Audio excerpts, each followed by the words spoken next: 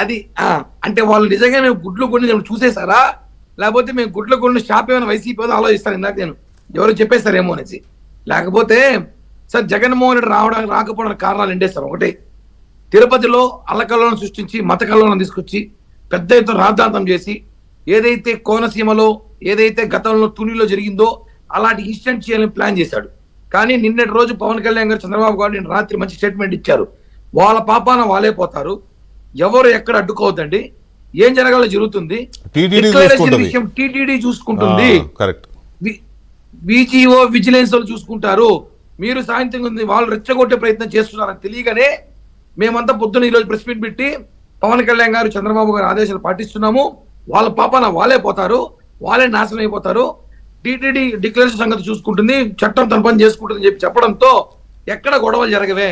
ఇంకా మనం వచ్చినా ఆపేవాళ్ళు లేరు, మనం వచ్చినా కూడా ఊరికే వేస్ట్ ఫ్లైట్ ఛార్జీలు బొక్క, మనం వచ్చినా కూడా లాస్ అని చెప్పి ఆలోచనతో ఈ నిర్ణయం తీసుకుంటే ఒక సమాచారం ఉంది సార్.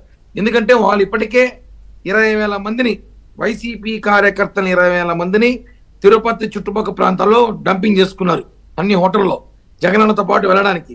అది ఎట్టంటే తిరుమల యాత్రకి దర్శనానికి వచ్చినట్లేదు, ప్లీనరీ వైసీపీ ప్లీనరీ సభ వాళ్ళ బలగం, మా బలం ఇంత, మా దమ్ ఇంత చూపించడానికి ప్రయత్నించారేమో అని భావంతో ఉన్నాం సార్.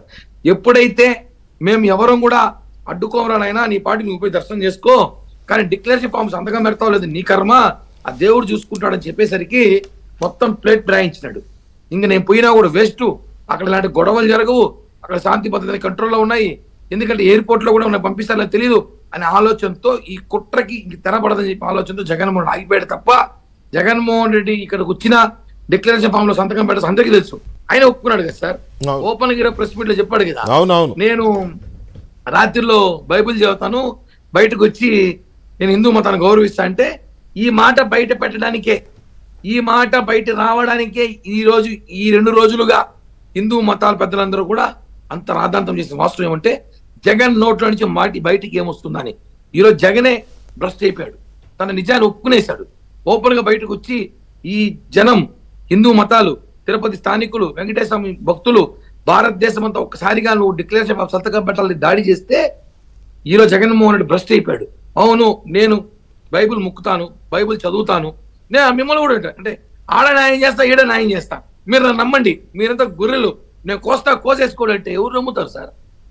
ఎందుకు మేమేమడిగాము, తిరుమల పవిత్రత పుణ్యక్షేత్రంలో డిక్లరేషన్ ఫామ్ సంతకం పెట్టి పొమ్మని అడిగాం. మేమేం దర్శనానికి రమ్మని మిమ్మల్ని ఇబ్బంది పెట్టట్లేదే, ఎక్కడ మేము అడిగాము, నడిచినానన్నావు, గుండు కొట్టుకోమన్నావు అది కొట్టుకోనన్నావు, మునిగి వస్తానన్నావు అది లేదు, కనీసం డిక్లరేషన్ ఫామ్ సంతకం పెట్టిపో, మా మనోభావం దెబ్బతీయకుండా అంటే అవి వస్తే ఎక్కడ పెట్టాలో పెడితే అన్నమతస్థం తెలిసిపోతుంది, పెట్టకపోతే వీళ్ళు ఒప్పుకోరు, ఇది ఎందుకో పెద్ద రాద్ధాంతంగా ఉంది, వచ్చినా తలనొప్పి రాకపోయినా తలనొప్పి అని తెలివిగా నన్ను పర్మిషన్ లేదు, మమ్మల్ని అడ్డుకున్నారు, నోటీసులు ఇచ్చారు. ఏం నోటీసులు అంటే మాకు కూడా ఇచ్చారు నోటీసులు, స్వామీజీ కూడా ఇచ్చారు నోటీసు, బాణాలకు కూడా ఇచ్చింది నోటీసు, మాకందరూ కూడా నోటీసులు ఇచ్చారు పోలీసులు 30 యాక్ట్ ఉందనేసి.